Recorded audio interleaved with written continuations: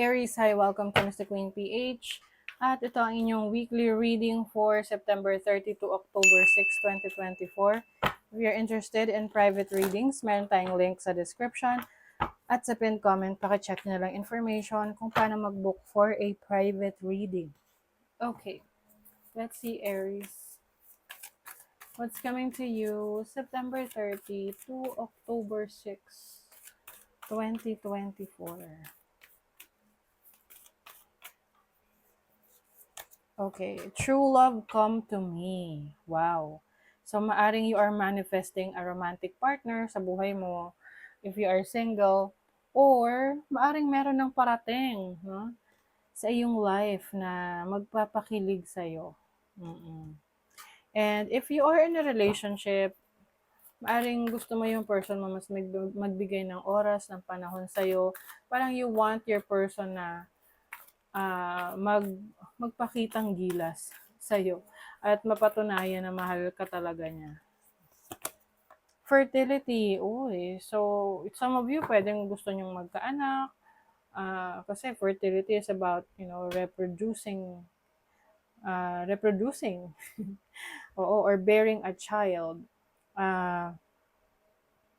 And yung iba sa inyo, this can also mean productivity. So, mas gusto nyo ngayon maging productive, magawa yung mga bagay na gusto nyong gawin. This is also having a lot of means, no? Ibig sabihin, marami kang resources. Uy, may success. Success that's true belongs to you, Aries. So, whatever this is that you are working on, na nag-enjoy kang gawin, you are feeling good about it, you're going to find success. This can be a career, a relationship, as long as you are doing the effort, para mapaunlad kung ano tong mga nasimulan mo. Let's see your overall energy. You have the Two of Swords. Merong decision making dito, Aries.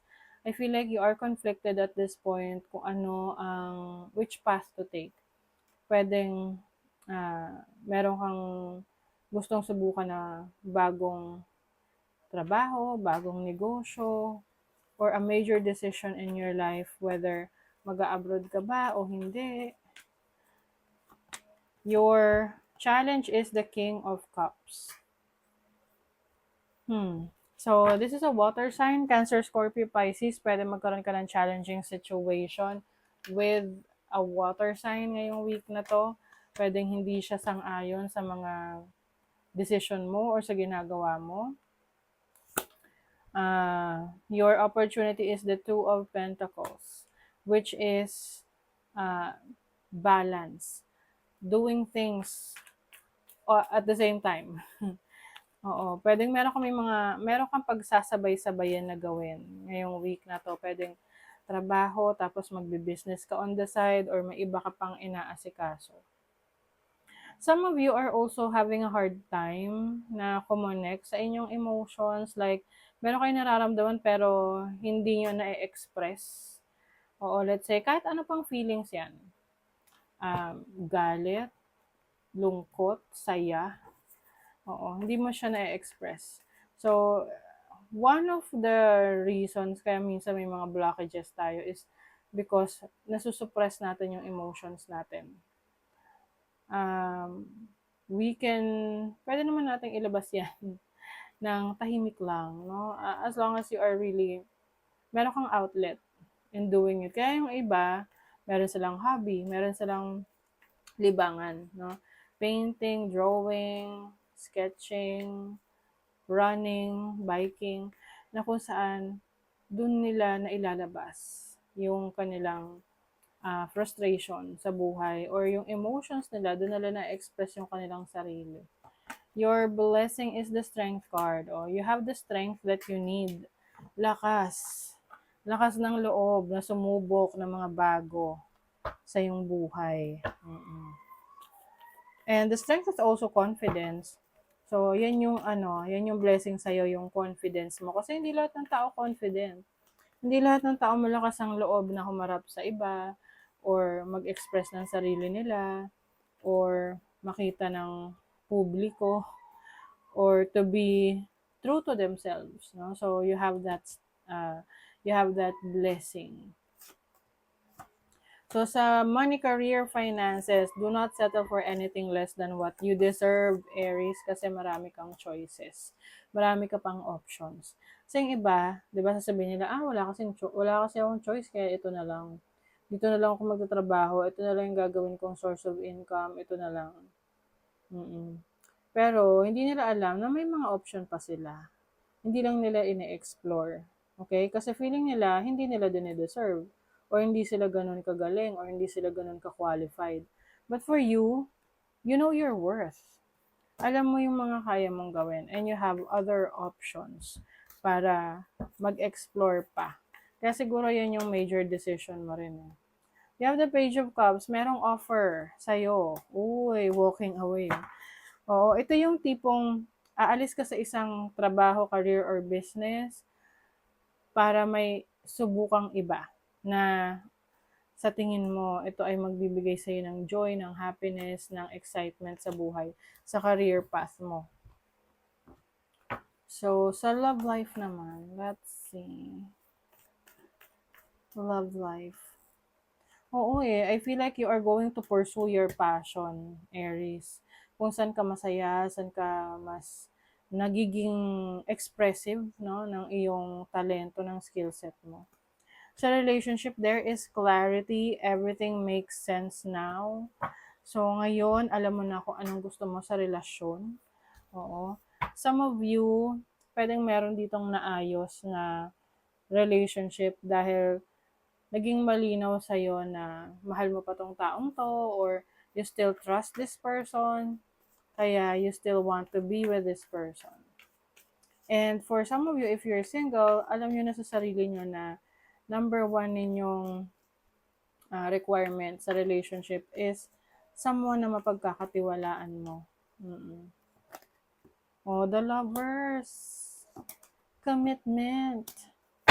Yung iba sa inyo, if you are in a relationship, pwedeng meron kayong mga travel plans with your person, bakasyon, going to different places, para mas mapatibay ninyo ang inyong bonding. And yung iba naman, if you are single, yung iba sa inyo matagal na kayong single. Tapos, maaring merong person na darating sa buhay nyo na marirealize nyo na ito na yung gusto mong makasama. Siya na. Oo. Siya na yung the one. And you will trust this person with all your heart. Yung iba papasok sa isang commitment. Very serious commitment. Ease. Today, I allow life to be easy. So for you, Aries, hindi kayo magpapastress sa paligid nyo. Mas pipiliin nyo na maging madali lang. You might be going with the flow. Hindi ka magre-resist ng mga pagbabago sa buhay mo.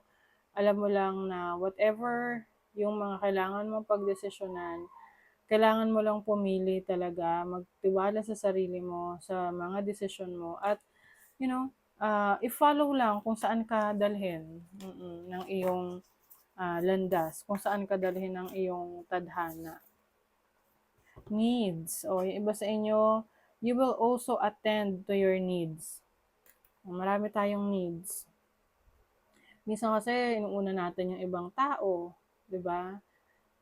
Na to the point na wala na tayong itinitirang oras, panahon para sa sarili natin. Do you need more time to yourself, or a break from thinking too much, a kind encounter with a friend? Your needs matter and it's time to honor them. Yes. You're going to honor your needs. Ano yung pangangailangan mo? Yung iba, kahit yung tipong simpleng manicure, pedicure, masahe, haircut, di ba?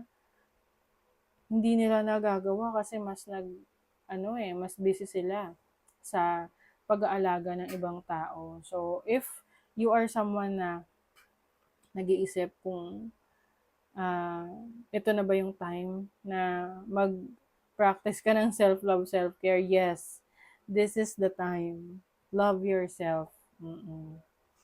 At huwag ka rin mag-guilty. Kasi yung iba, magpa-practice ng self-love, self-care, pero after na nagigilty sila. So, kumbaga tanggapin mo yon na ginagawa mo yon para sa sarili mo kasi mahal mo yung sarili mo at alam mo dine-deserve mo yon. Okay? Guilt-free. So, that is your reading, Aries. Thank you so much. Bye.